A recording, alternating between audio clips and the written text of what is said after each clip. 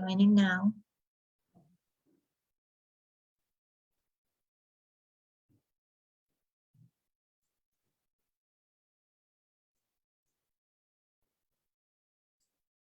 Hello, everyone. Welcome to our virtual discussion with Jennifer Reifsneider. My name is Nicole Evans. I am the curator of exhibitions and collections at Gibson Square Museum of Art in Great Falls, Montana. So we're just going to wave and say hello to you. Thank you for joining us tonight. It is 5:30 Mountain Standard Time for those of you watching us from different areas in the US. We welcome you to our discussion. We are live, and as expected, we may have some interruptions, but hopefully everything goes well. Thank you so much for joining us, and thank you, Jennifer, for joining us here as well.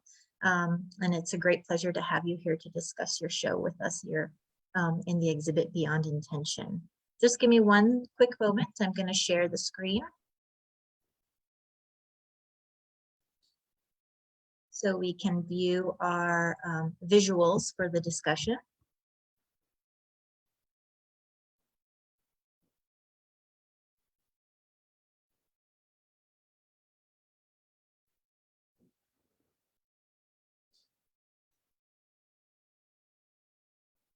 Welcome again. Thank you so much. Here we have just a quick visual of the work that we see in our exhibit at the museum.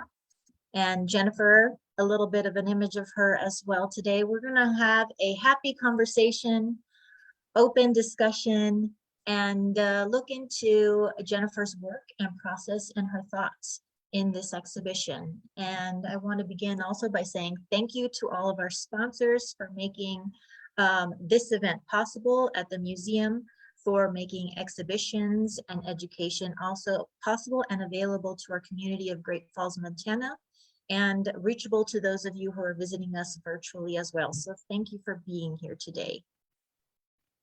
I'm going to read to you a little bit about the exhibition Beyond Intention, the place in which Jennifer Reifsneider's work is featured alongside Ashley Blalock and Maggy Rozycki Hiltner.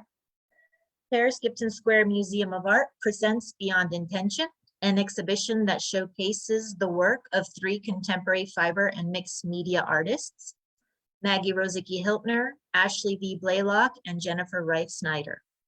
The exhibition aims to address the topic of intention as it relates to the profound relationship between the traditions of fiber arts in women's lives, as well as its power in making or breaking identity, social roles, and societal constructs. The exhibition is comprised of 3 distinct presentations of work by each artist that inquire into the meaning of intention as it pertains to them individually. Materials, process, and narrative form part of the visual conversation as they repurpose, reuse, and redirect meaning in a multidimensional way. Works shown utilize established techniques like crochet, needlepoint, quilting, knot tying, and pattern making, but reimagine their purpose and use by transforming them into artworks that go beyond intention. Here is a quick view of what the works look like in unison in our exhibition space at the museum. And today we're going to look further into Jennifer Reifsneider's work. The concept within her exhibit is called Towards a More Infinite Field. Here we can see how the exhibit space looks with Jennifer's work within our gallery space.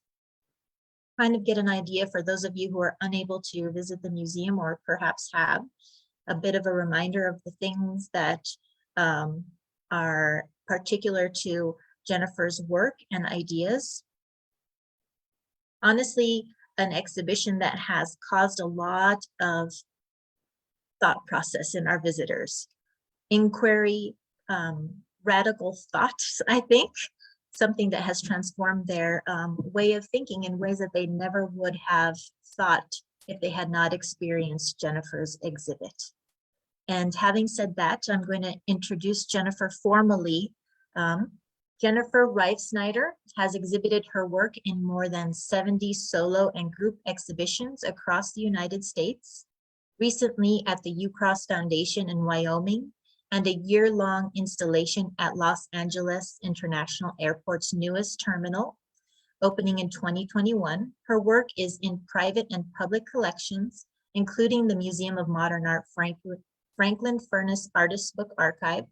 In 2013, she participated in High Desert Test Sites and the Artist Collective, Constellation Lab, and received an Investing in Artists grant from the Center for Cultural Innovation.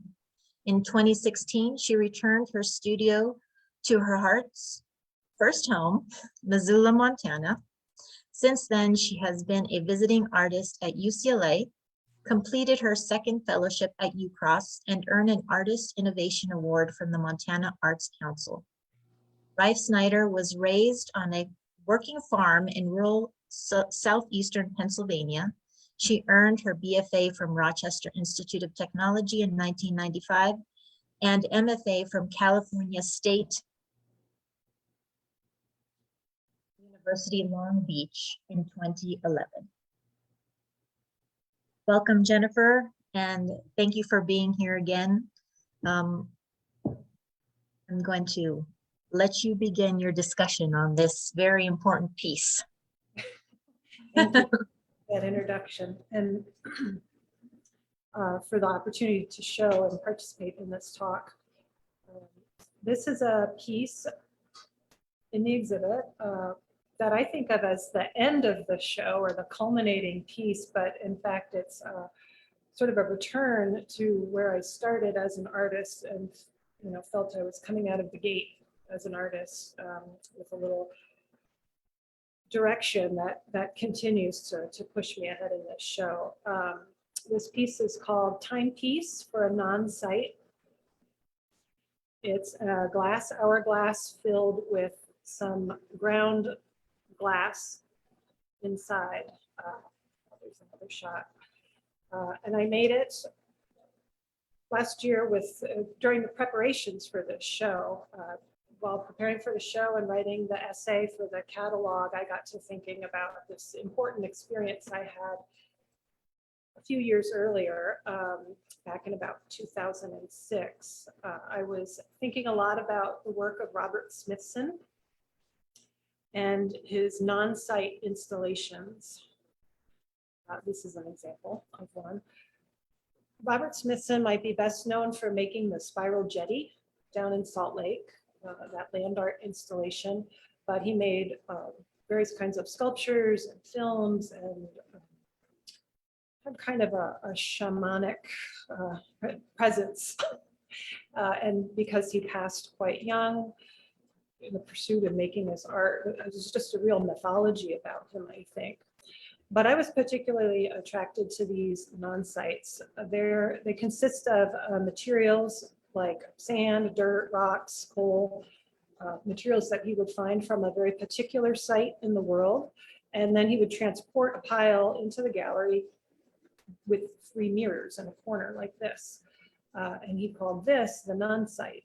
So the sight was something real, and this, once you bring the art into the gallery, it becomes this in-between place. I was really intrigued with that idea of where that space was. But I also felt there was kind of a problem. There's something I was tripping over in this thinking, because the site was always a gallery. The site of the non-site was the art world, and I kind of struggled with that. And I also felt that there was something going on with the materials that wasn't getting discussed. These mirrors seem mystical to me. I mean, look at what they're doing. They're creating this hole out of a part. So anyway, I felt like I had to get to the bottom of this. And so I got myself 3 mirrors, 36-inch by 36-inch mirrors like Robert Smithson did. And I used a little Dremel tool to scratch all the silvering off the back of the glass. And the results were thus. And can you, like, what were you in this process of doing this? Like, what was the need what was the need at that point in your career and what you were learning to make this happen? Was this like this was a point of inquiry based on what you had seen in some way to see if this was a truth of some sort? Yeah, Or something wasn't being told or wasn't being discussed, or did the artist overlook something, or where is the, I was really intrigued by these pieces. What was the power? And I felt like it was in the material of the mirrors, which has nothing to do with the site. You know, it just seemed to, yeah, and I wanted to just keep digging. What is it? What is it about the mirror? It's the reflection. So I'm going to take the reflection. And there it is, all the reflection. And, you know, you can, this was back when we shot slides of work, so it's not quite as crisp, but all of those little lines, it was really like writing on the back to pull all that material off. so these are kind of all the little lines that you made with your razor or your Dremel tool Yeah. to get all of this off of here. Right, right, on all 3 panes. And that's what it amounted to. And I thought it, so it was an experiment, and I didn't know what I would find in the end, but this was it. I was underwhelmed with my results. But I still felt there was something important about that dust, about now this the reflection has been transformed. So I kept the dust all these years. I got rid of the glass along the way. And one of my conclusions from the experiment was that there's really no site or non-site. I don't believe in that. There's just the action. Right. Transforming this material to that material, to this, to that, and taking it through the world, through our actions. So that was my lesson. And I think that propelled me into more process-based work. And also, you know, fiber is naturally suited to that. So one thing led to another. I kept the dust though. And with the Paris Gibson Square show, it seemed like it was time to honor that or recognize it. And I thought, wouldn't it be great to get this hourglass so that I could maybe have it constantly spinning and you just see the materials in constant action, because that was my conclusion. There's just action. So I filled it, and it's so thick. This dust is so thick, it just stopped up and it doesn't move at all. Like I'm learning another lesson that the matter persists. You've got the action and the matter, and you have to deal with both of them, or I do.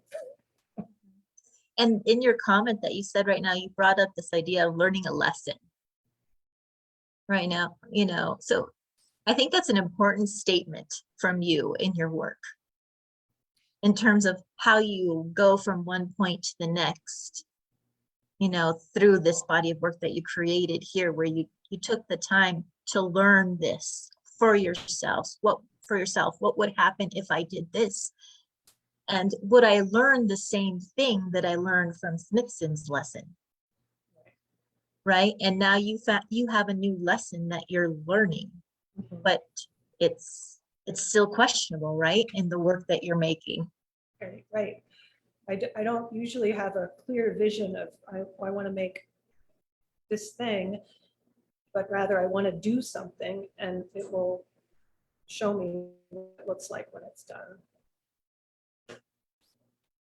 I think when I look at this piece, I also think about your statement that you make, where you're looking at Buddhism and you say this idea of the statement about killing the Buddha. Right? Do you want to explain a little bit about that? Oh, there's a little lesson or parable in Buddhism that said, if you meet the Buddha in the road, kill him. If you see something you think you recognize and identify, especially that great and wonderful thing you're searching for, that's not it. That's not the real deal. Keep looking. You know, a lesson in non-attachment, which will come up later, I think, in our images here. Well, I see it tying in perfectly with this piece of your continued search, you know, the beginning, the end, but the continuation, stemming and creating all of those other pieces of work that are in this exhibition. Right, and to don't don't trust your senses too much. Our minds are in this cycle of we're seeing things, I'm touching, I'm experiencing this, and I'm developing ideas, but don't get too locked into those ideas because there's so much wonder in the world. So, I mean, even while we're talking, I've like, okay, something's going to come up. I want to be able to write it down. It's going to trigger a new discovery or investigation.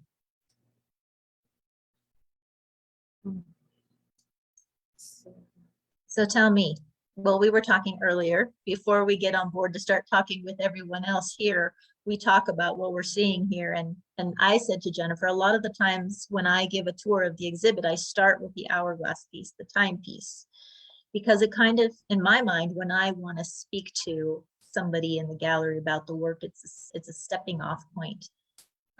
And, you know, Jennifer understood what I was talking about and how it was kind of this idea of the infinite symbolism in the work and the beginning and the end, you know, at the same time it's continual. But Jennifer was saying as well that this right here, what we're seeing in this gallery view, this is the beginning of the work that is in towards a more infinite field. This is kind of like where you are going, correct? Right, right. And I feel like this series, as we see it down the wall, and there's a piece hanging just off to the right here, it's a very tight body of work that I hope I can explain clearly, and so that you see how the process is working with materials and where things give and take.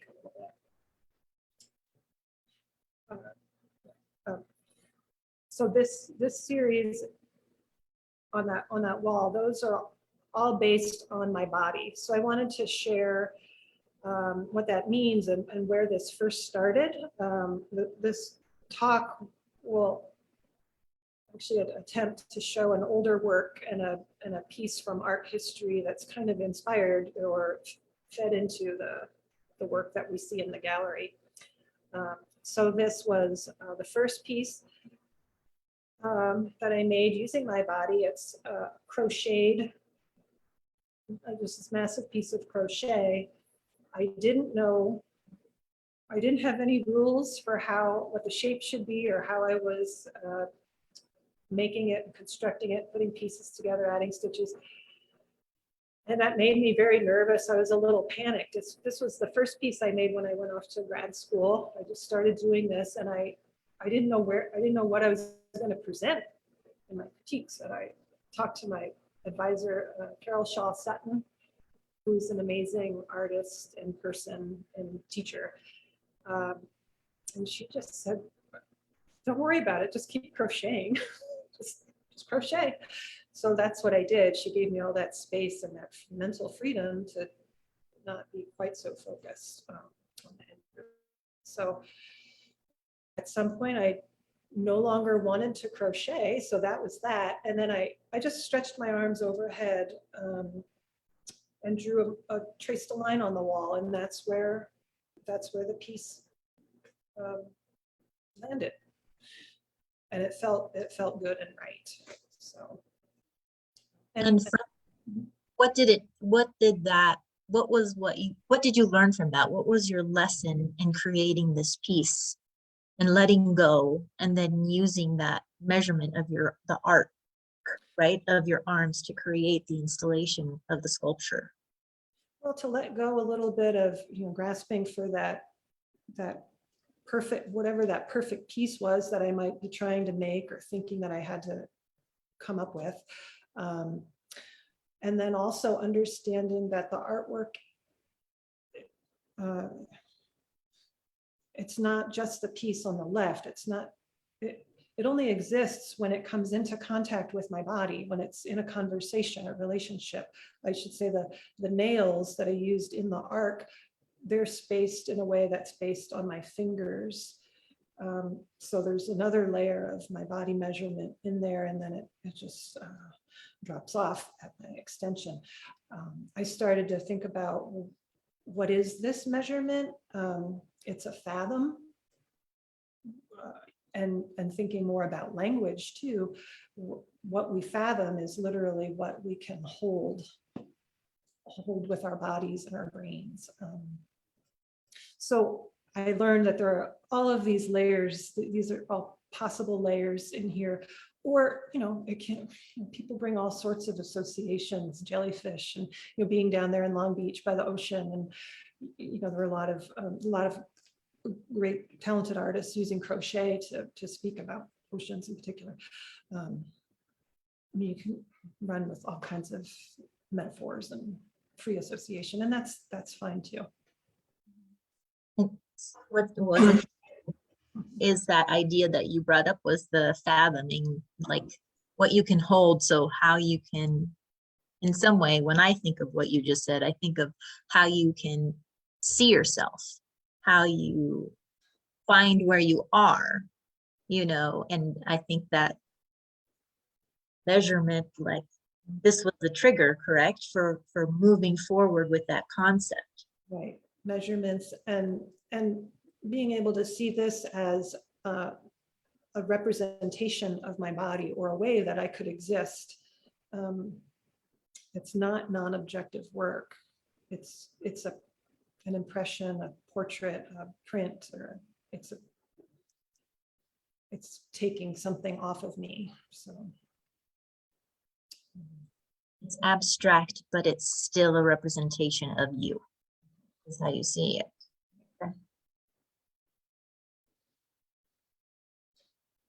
So with all of that,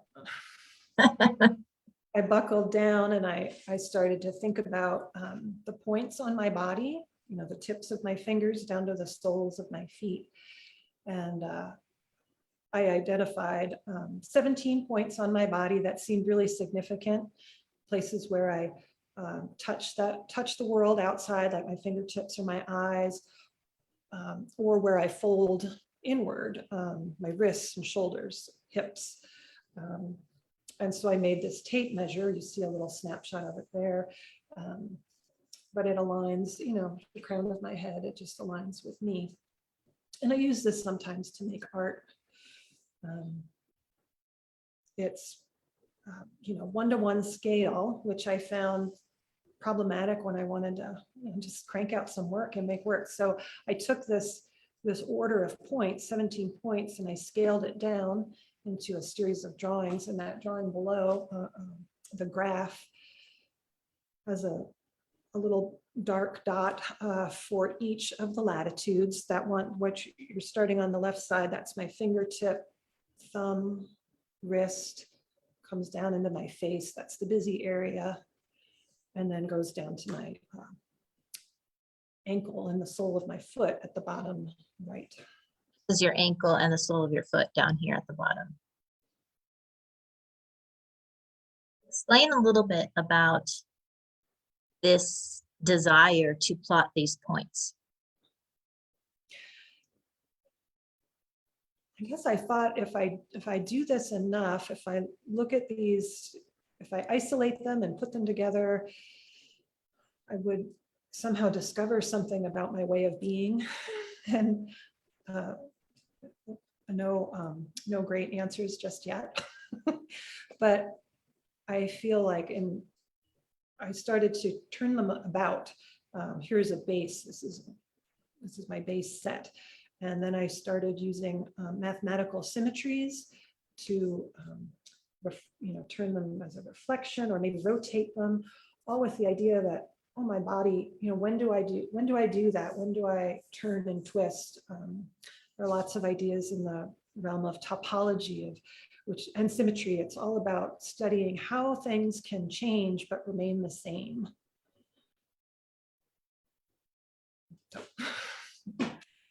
So it's, yeah, I can see what you were saying in terms of topology as this, tracing or tracking of different spaces in time that relate to your understanding of where you are, right? And how that can change, right? Right. depending on what direction you're going with it. Right, it's grounding and also very expansive. And tell us a little bit more about your research into these kinds of mathematical ideas and theorems of, Pretty well. I research as much as I can. I don't have any special training. I've never taken any special classes. In high school, I eschewed all of the math courses for more ceramics and art classes. So I'm reading lay books, and I guess I'm really most intrigued by the philosophies of math. Like, what does that mean that something can change and remain the same? I don't have to do the math or be a mathematician to think about that concept and what does it mean on my body, and how am I like the torus in how am I like the diagram in the book, or the donut. There's just a lot of rich language and metaphors, like the word fathom, that we apply, we take from our bodies and apply to the world around us, or take back. and do you think that this is something you're doing because you have this desire or need to continue to prove, or do you do it because you have within you that scientific researchers need to find a new answer? Oh, I think it's that interest in finding a new answer. There's just so much to learn. There's so much content in the world. You can just go off on tangents with any discipline. I was talking to Jennifer about earlier, I was talking to her about having students come into the gallery, and I'm talking about third graders and our third grade tours, and adults as well, really surprisingly, but how they look at Jennifer's work and the observations that they come to without really knowing anything about what's going on with the work. They're definitely in tune with Jennifer's research. They are seeing these, these studies, these traces, these plans, these graphs. And I was telling her that I asked them, what is it that they see? And they said they see homework. They're getting this idea of following a plan, or following a rule, or answering a question and getting a particular answer. So tell us a little bit about how that works in these pieces here for yourself. Well, I've always wanted to be a good student.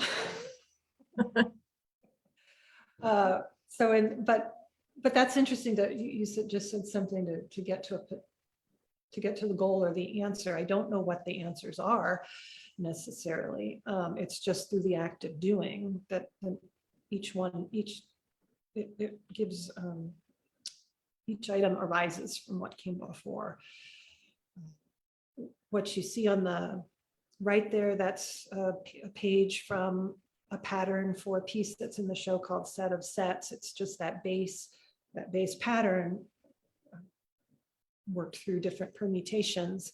You can see little bits of whiteout where I realized I made a mistake in the pattern and wanted to make it right. I think the pink highlights, after I made the diagram and then transcribed the diagram into the knitting instructions, I realized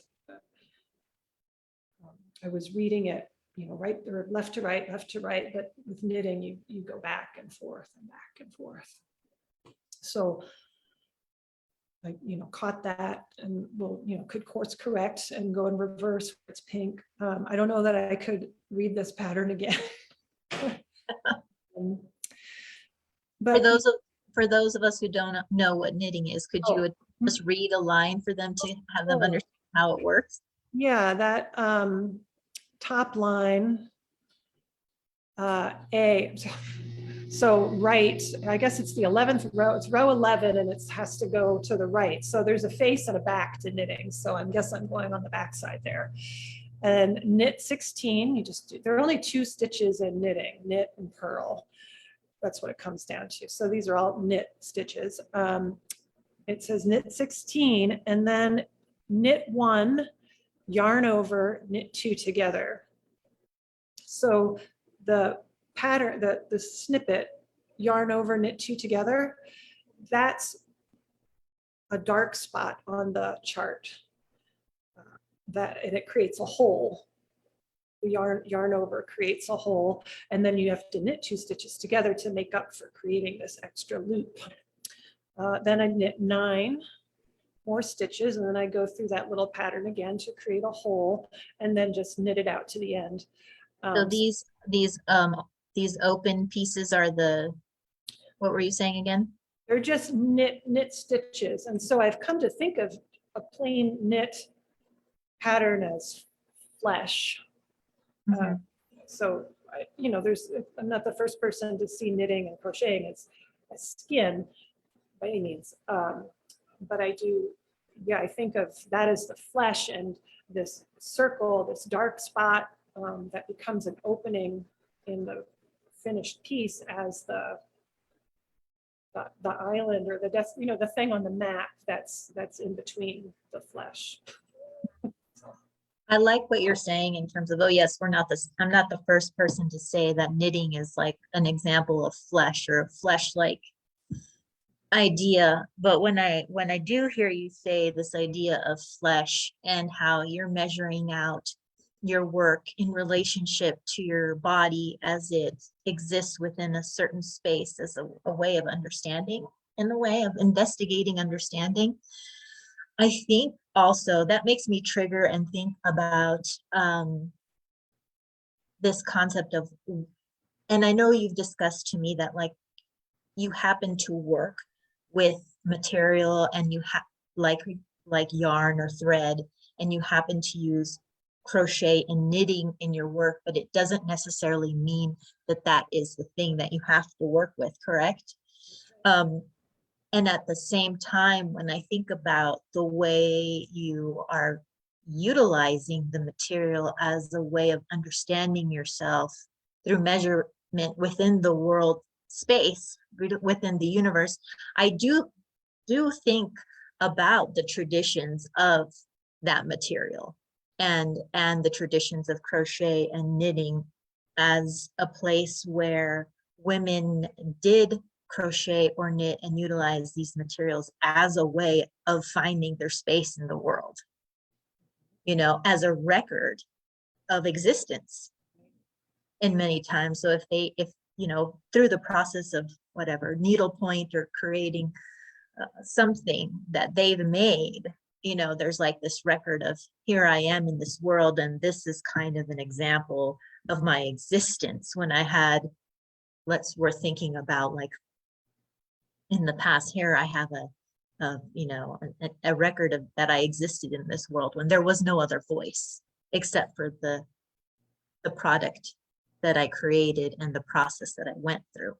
But yours is taking a very conceptual angle where it's interrogating systems of science and art through time, and figuring what that all means. And it's just a continuous question, there's no answer still.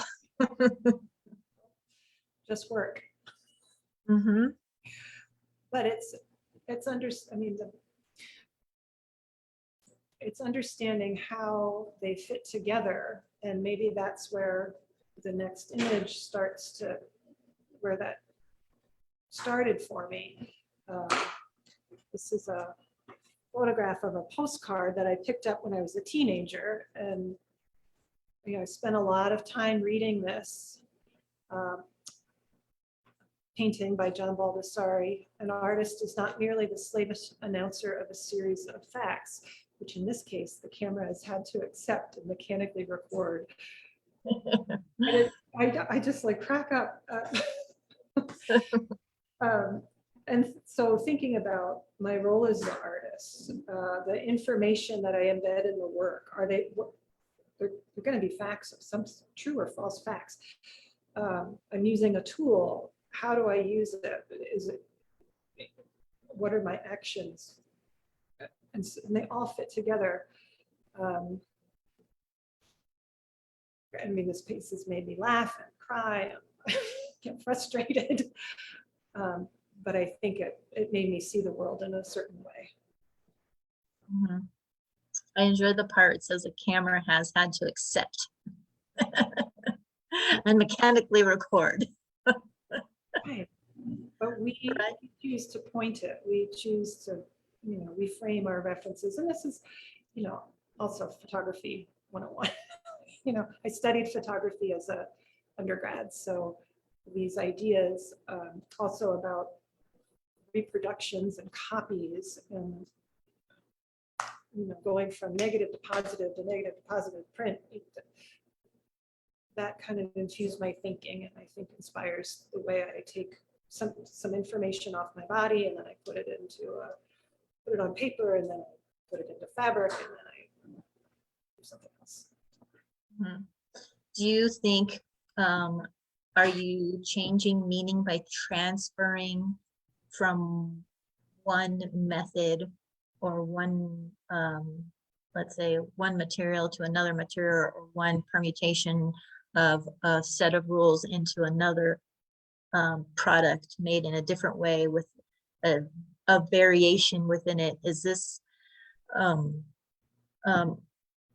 lost my train of thought, but is this all continuing in your work today as you move forward through it? Well, yes. I thought after this installation went up, I thought maybe I was done with the latitudes and the sets and the crocheting for a while, but and I wanted to, like, I am thinking about the broader set. Like, here's a latitude study, but it's a doily. It's very conscious of its doiliness and that history. And I didn't know what to do with it, but coming back from the exhibits, there's something more to be had here, because the doilies, like you said, they marked the important space where I did the work, but also where it exists in the world. And I think one thing we talked about early on when you visited my studio, you pointed out that I follow these rules, and I said, yes, I do. I follow the rules. And you said something like, and you can change the rules anytime. And I didn't really think about that. So I thought I knew I could pick my rules, like I could pick my facts and my tools, but then once I get going on the art, there's still freedom in there. And I don't think I allowed that. I don't think I allowed that space for a long time. So coming back, I am starting to try to combine the rigor of the set studies with some of the chance operations in that first piece, Drift. And I don't know I don't know what that'll look like or how that'll appear, but that's an exciting question to see if I have it in me. And it also means that I'm not not a linear path. I turn around and I pull things forward, and then I make both things new, and a third thing emerges. I mean, there's just so much more potential. I keep digging in one spot sometimes. And you have Baldessari to be one of those people that helped you trigger that idea of chance and opportunity inside of your work, inside of these set rules or latitudes that you were creating. Right. This is a good example. Those 6 drawings a couple slides ago, those are all symmetries, but this one called, and they're mirror, rotation, transposition, they have specific names in the world of math, but I don't think there's a cascade symmetry. This was just something that it was my own permutation. So following those rules kind of let me see, oh, well, here's another rule. I'm just going to make it up. And so I did. And then I knit the piece here, that's of the pattern, but there was too much, flesh. There's too much of that knit bulk. And so I cut it away because that was not the point. So there are opportunities for a chance. Interesting. And how was that, cutting it away? How did that feel to you in that process? It's not too hard. Did you feel you could let go of that after doing all the Yeah, I mean, process? a lot of times I know when something isn't working. Mm-hmm. And so it's easy to make a change when I'm sure it's not working.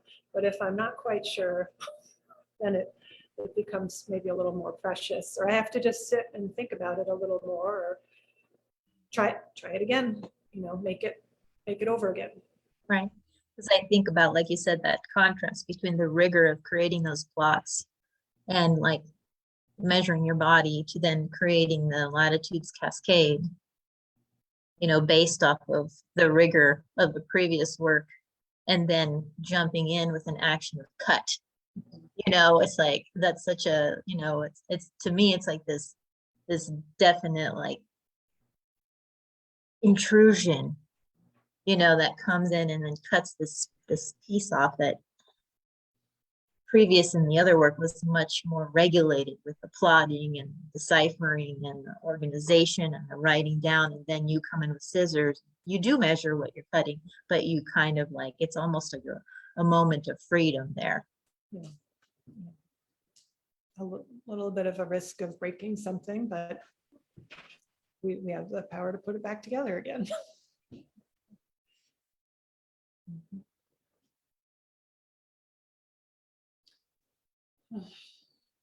This appears to be rigorous, but it's so, my body, all this is coming through my body and it's so wonky. Talk about that. In your essay in the catalog, which we do have a catalog for the exhibition. So if you're interested in purchasing a catalog to learn more about Jennifer, she has written an essay in the catalog about her exhibition and her work in the exhibit. And you mentioned this concept of like awkwardness in some ways. Tell me about that. Well, I paced back and forth to, thinking I could make a very exact chart of where I was stepping, but I'm walking across newsprint and then reaching down and with markers and pencils, and I don't like that. It's just, nobody walks like that. Nobody's doing this, so it's very unnatural. I'm just measuring, I do this stuff, I just lean up against the wall and mark off where I'm at. And well, am I wearing shoes? Am I standing up? Did I do yoga that morning? It's really very arbitrary. And I guess that helps me to think about, the conception of my body is also arbitrary. It exists in this form today and a similar form tomorrow, and 100 years from now it's going to be something else altogether. 200 years, my body is going to be something different, and that's all good. I don't know if that answered your question. Yeah, it does. I just remember you saying how that awkwardness allowed you the freedom of discovery, in a sense.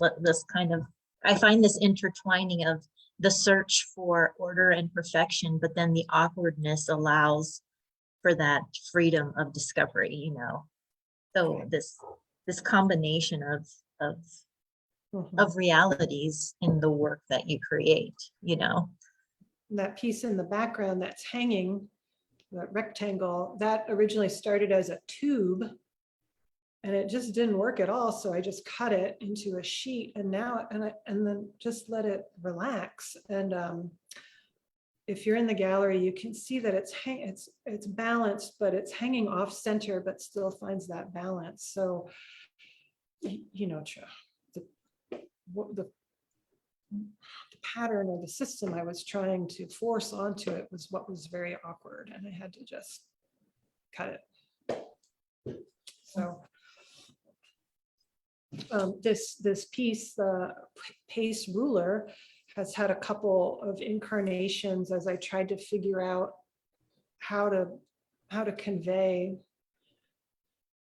that experience, and it didn't always work. I made a very long continuous circle with one side of the pace on one side and the other side of the pace on the inside, and it just didn't work. So I realized it was more like a runway, like my modeling career. What inspired you to do the pace? You know, where were you when you decided, well, I'm creating this work based on this pace? I was right here in the studio, and I practiced my pace a few times because I think a pace has a certain number of steps. It's not too short, it's not too long. Mhm. Walk. And I'm continuing to work with the idea of footsteps, Mhm. because I'm also interested in this idea, that this word that we've heard a lot in the last few years about pivoting. And I just think when we keep pivoting, we just go in circles. And, you know, sometimes it may be, you know, being still might be important too, letting things take root. But that's also not a firm rule either. And in your pace ruler, do you have a space of being still? No. Well, there's turning. No, I just had to stop though, and I decided, I think I did 10 walks, 10 paces in each direction, 10 times. So a lot of people have the temptation to, stand on this work in the gallery, because they do see it as a set of instructions, almost in a similar way for those dance patterns, that you put on the floor and people follow the steps towards a direction to create movement, and being told how to move one way or another. And there is this, it seems to me that there's a desire by many people to be told which direction to go. And I think that your work does that to them. They're looking at the work, and they're looking at it, in some ways as questioning and trying to find an answer. And to find the answer to the questions that you're providing, they want to follow the rules that you're setting. So they do want to either walk alongside the pedestal and follow your rules, or they, often, children will want to get on top, but because there's just this need and desire to understand by following a set of actions when it's told to them somewhere. Well, their actions will produce different results. Mm-hmm. But I think what I hope comes through is that there's kind of there's a moment where there's so much information, it's absurd. Which heel matches up with which toe? There's not enough room to sew it here or there, so the arrows go every which way. And that, for me, where I go, or where that comes from, is the idea from physics that there are these fields that exist, and we're moving through them, and we actually, on our quantum level, we are a field of energy. And there's a quote on the wall. I'm sorry, I can't remember it off the top of my head, but Alan Lightman is a writer and a physicist, and if you could see your body at the quantum level, it would be a blur. There'd be no footstep, there'd be no toe or heel. That's me. But I just thought, what a what a very freeing thing to see about our bodies. Do you want me to read it? I have it here. Thank you. In his collection of essays titled The Accidental Universe, physicist Alan Lightman observes that knowledge comes not only from our sensory experience of nature, but also from instruments and calculations that are wholly abstract. In my artwork, my body is often the instrument used to measure and calculate, and artworks are the records of my findings. When starting Pace Ruler, my intent was to play in the space between the tool and the measurement. While making it, I became aware of a deeper desire for which I'm just finding language. I would like to manifest physical experience of natural laws that are otherwise known only through the working of our minds. Lightman's description of quantum reality captures the inarticulate instinct I had while making Pace Ruler. Quote, we have an impression that solid matter occupies only one position at a time. But if we were subatomic in size, we would realize that we and all other objects do not exist at one place at a time, but instead are spread out in a haze of simultaneous existences at many places at once, quote, end quote. This gives me hope. Isn't that exciting?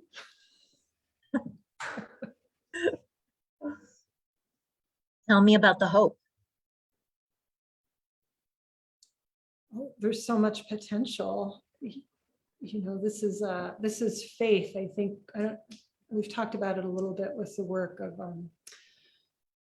you know, faith, devotion, kind of a fervor.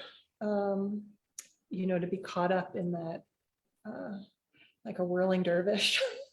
You know, transported. Kind of this, like, what were we saying? Because we were talking about it and we were thinking about the action leading towards something, but you don't know what it is, right? This idea that you have, but you don't know what the end result is going to be, and you only know till you get there, but you're not sure what it's going to be, right? Exactly. Well said. And Jennifer's work is in many ways metaphysical, right? It's really thinking about these layers of existence and why we're moving, why we think we're within a certain space. We don't know what space we're in, but we're trying to figure it out and understand it, right? Yeah, and maybe the next piece, I'm not exactly. Oh, You want me to move forward? yeah, that's just a footstep piece I made. Oh, yeah. Yes. No, I forgot the maps were there. Yeah, that's what it's meandering. Like what you just said was a meander in itself. Yes. And I did want to bring in some more sources or inspirations or information that comes from outside of the world of art, specifically, or fine art. This is a map of the Mississippi River made 1944 that shows how it's meandered over millions of years, based on geology and deposits and traces. So this is maybe an example of, we don't know where this is going to go, but it's going to go somewhere. And it's happening. Right, and you don't see it. You can go stand at the river and it's not going to shift under, well, it's probably not going to shift under your feet. But there's this huge history that's just out of sight. All that action. Oh, And that ties perfectly into the quote that you wrote in your piece there for Pace Ruler. right. It's a blur. It's the. And I think my appreciation for these processes that occur over time come a lot out of my upbringing on a farm in southeastern Pennsylvania. That's it there.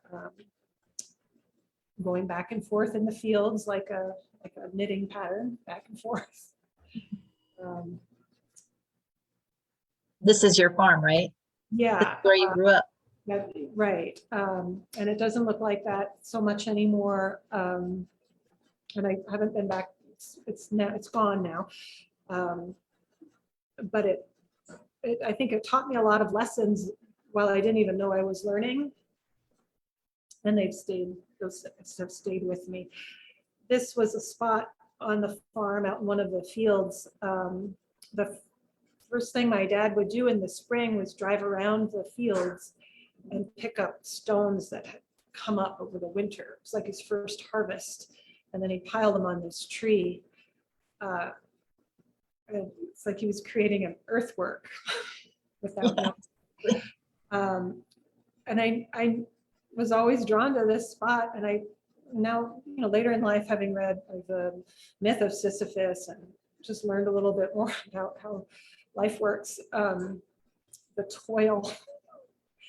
It's sort of an absurd action, but necessary. And I did learn, I talked to my dad today, and this is where I just love digging. I was telling him about this talk, and he said, oh yeah, our dog Benji was buried underneath that pile of rocks. And so to learn that it's also started as a memorial maybe, or it has, it's become this site that has so many layers of meaning. It had an impact on me, and it's just taken a long time to figure out what that was and how it really does relate to what I do in my work.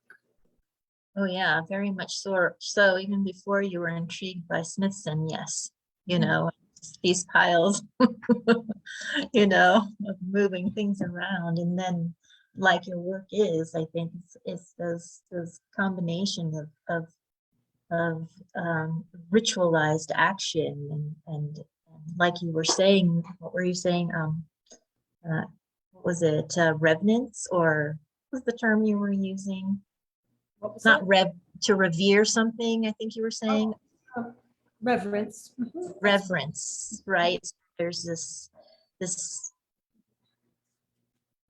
scientific aspect of investigation, but within that same science, you have this uncertainty and this query of like I was telling you, like magic, right? And that ritual action that leads you to some place, like meditation, moving forward, setting these rules, and then this pile that you observed growing up, it was almost like setting the future for you in some way, without knowing it. For sure. But was it an accident? Maybe not. Right? Oh. And the lesson learned is to just keep working. And some more stacked rocks. That means something. Right. Working in a sacred place and, just doing your part. What were you saying about him not having time? Yes, the photographer took this photo and said, "Sir, can I get your name for the caption?" He said, No, I don't have time. I'm too busy." And so here the picture finally got published 60 years later. And we don't know, he's now the unknown lawnmower. But just part of this lineage of people tending to a sacred site. Wow, what a job. Mm-hmm. And the absurdity of it and the comedy of it in some way as well, right? And he's dressed, he comes to, he's got a sweater vest. Oh, and he's business, because I can see it in his face. So that's the kind of ethic I want to have in my work. I think you do. I think you succeeded, Jennifer. Yeah, there's so much more to say. I don't know how much time we have. Oh, we can, let me see. Excuse me as I dawdle through here. Well, But it's all related to this idea of devotion and curiosity and trying to figure out what is fact and what is sensation. This piece is called Shadows from Small Fires. Each panel is 5 inches square and has an embroidery of a circle or something like a circle on it. The title, the title makes reference to Plato's allegory of the cave, I believe written in like 325 or something like that. The idea is that people are chained inside of a cave. There's a fire burning behind them, and other people are parading objects in front of the fire.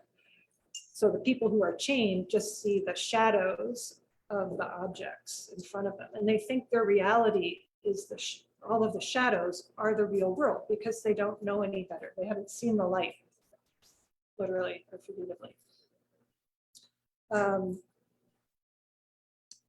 And I'm thinking about what is the ideal that we have in our head, in this case a circle, and what is the reality we have in front of us, which is a series of lines that assemble themselves into a circle. And you can go to the next image there. Those were just some chalk studies I did when I was at UCross as a resident in 2017. I was starting to think about this. What is enough when something needs to, when its perfect existence is infinity? How much infinity do I need to put on paper to communicate what this is? So these were just some chalk studies on paper, and then I began stitching the circles on a trip to France in 2019. When I went, that's a detail there on the left of what the lines are like, and it's stitched into a paper and fiber coated with a metallic paint. In that case, it's a rusted iron. I went to visit this cave in France, and of course saw these amazing traces of humanity engaging in these rituals with their bodies, telling us something.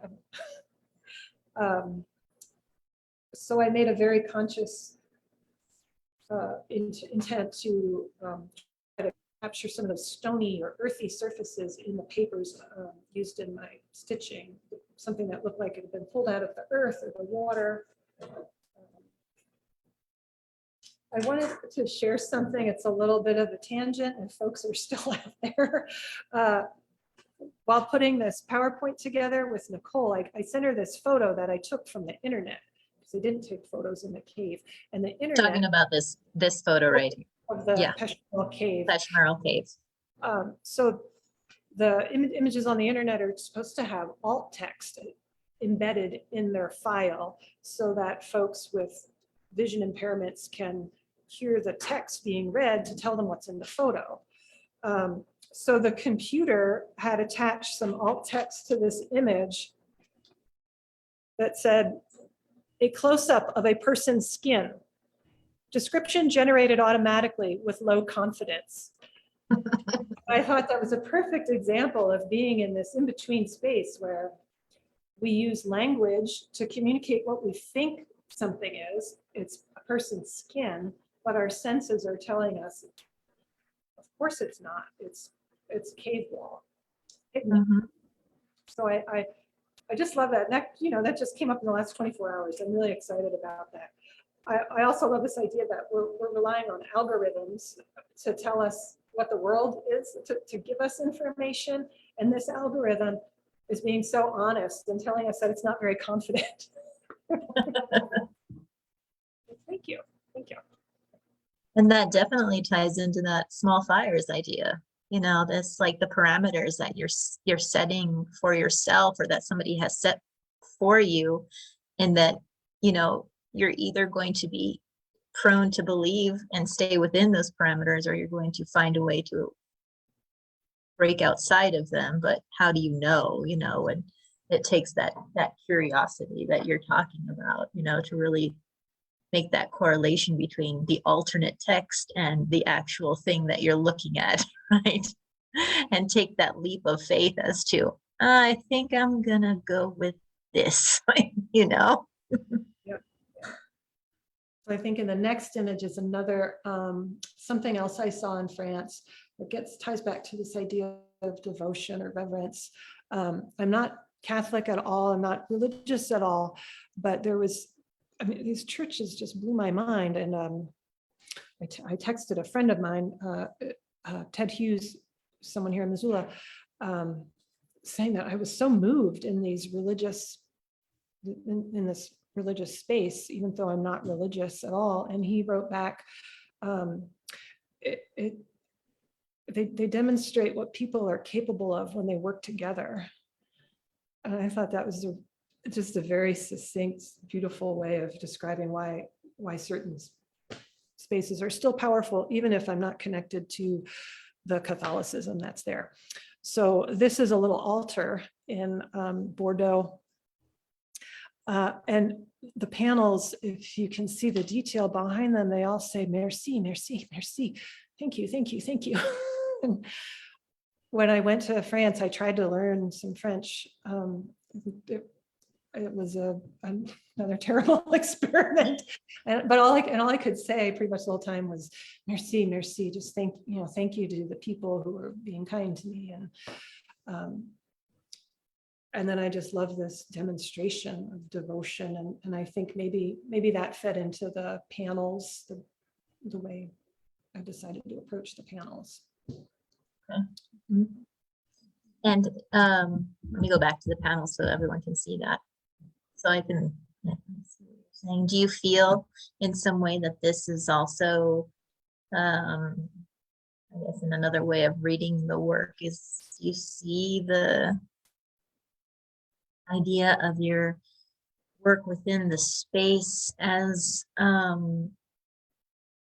deriving feelings of reverence, much in the same way as you would when you enter these like religious spaces where you see the work of man, and here we come enter your space and you see this labor, this toil, this desire to figure out the unknown. Well, yeah, a couple things there did seem, yes, you have a beautiful gallery there, and I knew that wall, as you come in, that I wanted this very a piece that for me is very colorful. So just sort of pop on that back wall and to, capture your attention. And whether you're held there or chained in a cave like Plato's poor folks, whether you want to be there or not. Oh, geez. There's enough to, I hope that comes across. It's laid out in a golden ratio, the number of panels. So the dimensions are kind of that, if there is something divine buried in those numbers, throw it in the soup, see what happens. See what happens from that, right? Merci, merci. Right. Shall we look at this now in terms of this wall of reverence? Right. And so opposite the panels in roughly the same dimensions is this collection of knots that I called some kinds of luck. These are all found knots that are either, as you see on the detail on the right, completely formed by chance, like the swirl of metal at the top, or tied intentionally. I think that's a little granny knot down there on the bottom. It's all sorts of materials. I first started picking up knots in 2003, and then in 2009, I got a little more intentional about it. I showed, I think I had 35 at the time, and I put those in an exhibit as a piece. Just thinking about chance actions and what is lucky for me and unlucky for someone else who may have needed that knot to hold and it didn't. Mhm. I think of that, and when I look at it, especially as you've compared it to your,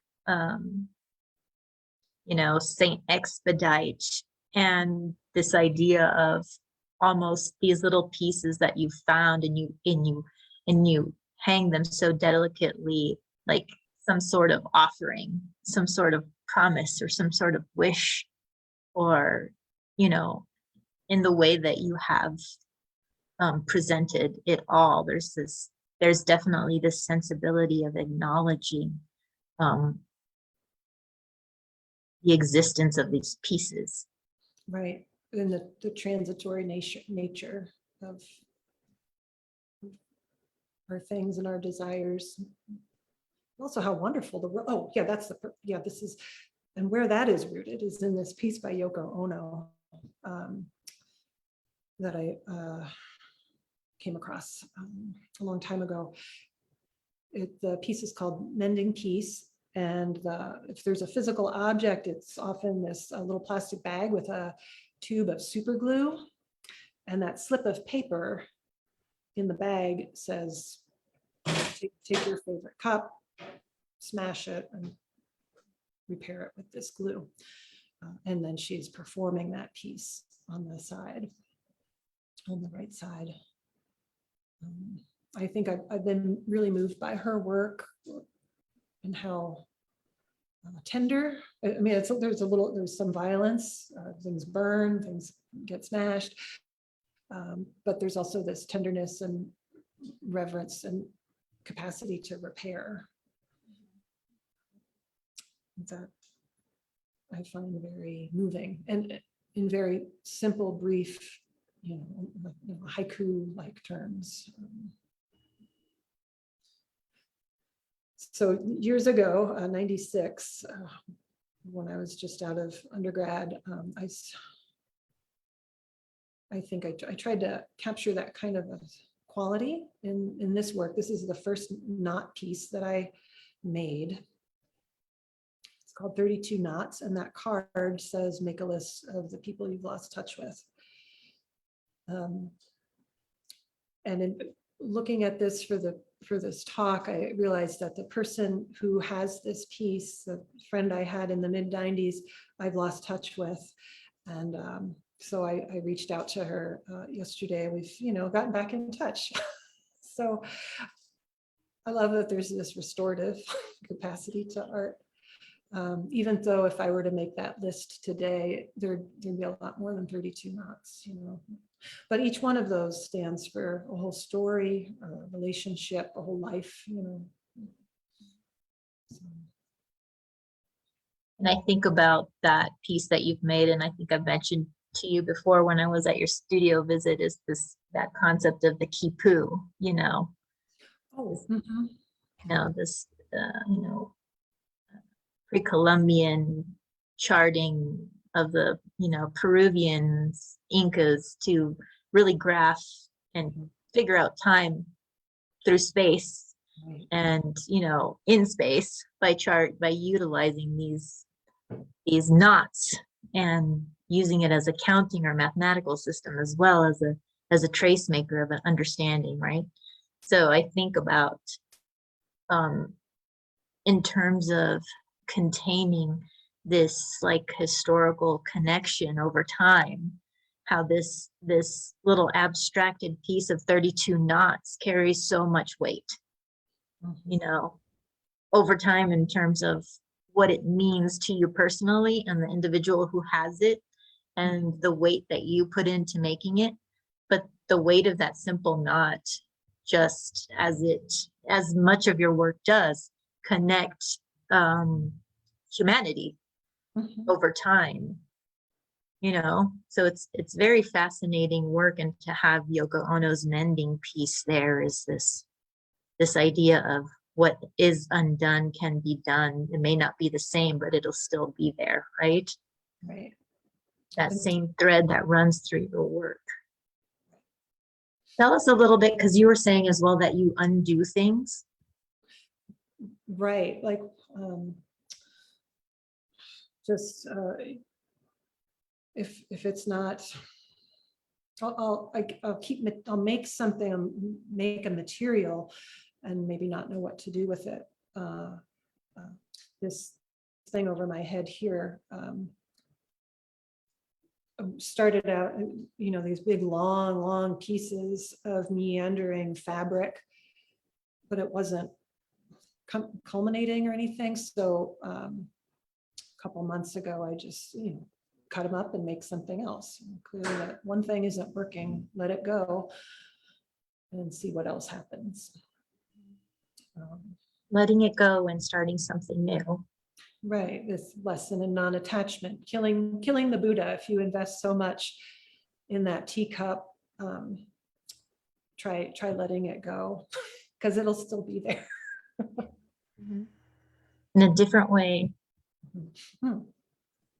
Right, this is another piece with the same that I made around the time that I was collecting the knots, also called Some Kinds of Luck. These are dried peas that I put into I made these netted bags, and they're on a pulley up there.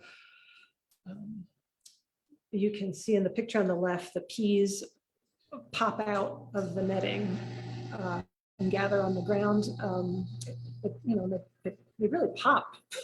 The pressure in the bag pushes them out, and then the viewers end up stepping on them, and they pop again. And so there's this exchange of experiences, and even while it's disintegrating, it's creating an experience. So I might show this in a show coming up at the Basin Art Gallery in the spring. And where is that for those of us watching? Oh, Basin, Montana. Basin Art Gallery is run by three folks, MJ Williams, Nan Parsons, and I'm sorry, I hope I have those two names correct, at least, and the third person. But Nan Parsons is putting together a show of 2 or 3 artists who are working with fiber and process and sort of ritualized work. One of the other artists who is confirmed is Heidi Marie Fassel from Whitefish, and I hope I pronounced her name correctly. I apologize if I didn't. So this might come out with another configuration of the knots, perhaps. Interesting. Okay. And when is that going to be? The dates aren't set just yet. Probably April, May, maybe a little bit of June. Wonderful. So we'll see how these kinds of luck have changed or gone in different directions potentially. Yeah. Yeah. And this is our final slide, Jen. Yeah, getting the here because I'm not sure if they can see what I see. So I'm just gonna move it upstairs so we don't walk. Just so coming to the end of the show, but back to the beginning, these are 3 photographs of knots where I found them in their natural habitat. Just trying to honor where that was before I scooped them up. And I think I mentioned I studied photography, but I've never really printed photos and shown them in the 30 years since. So this show is a great opportunity to return to some of those ideas of the cycle, right? And how I'm recording it. And how what? How I'm recording it. Right. Yes, in this slide, it's very hard to see in great detail what the photographs that you see look like, but they are really impressive images that draw you in. And I think when you visit the space, you really see the meticulousness of Jennifer's work and this documentation of the found object and understanding the presence of a life beforehand is visible to me when I look at these photographs, because I do see this careful looking and admiration of the object in the photograph, just the way that they are laying, correct? When you find them there. Yes? Yes, yeah, I don't touch them. If, if I touch them, oh, moment gone. And that reminds me of a quote from Mary Oliver, the poet, where she said, paying attention is an act of devotion. And so I think of that in my work. That's a quality, another quality I'd like to achieve. Yeah, and I think that that's a good place to end, Jennifer, is on that concept of devotion and what that means to even the viewers as they come into the space, to really take the time to admire and look at the work and find something surprising that they maybe came in with a preconceived idea of what they were going to see in an exhibition about fiber art, and move into a gallery space like yours that really talks about how you transcend within the use of the material and the purpose behind the concept within your work.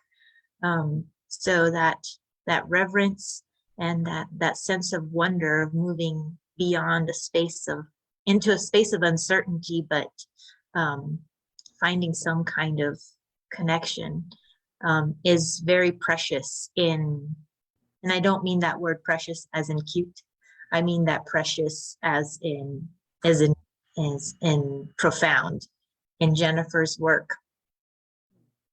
So I want to thank you, Jennifer. And do you want to talk about anything else that's going on for you now, or where you're showing some work just in April at the gallery? In April, and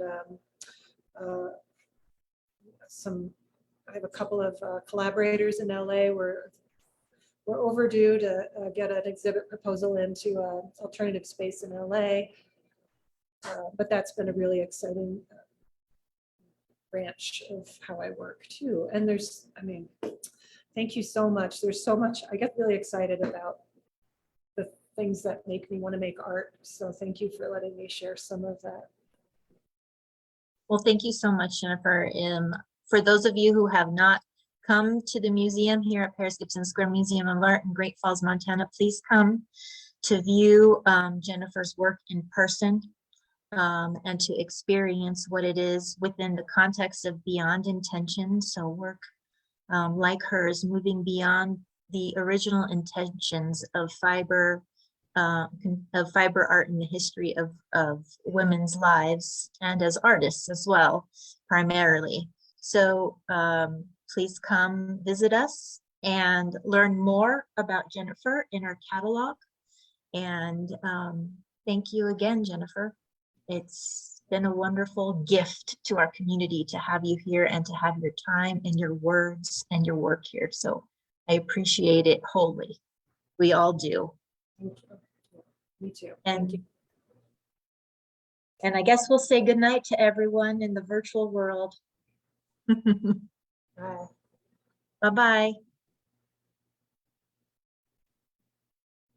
Give me 1 second to click.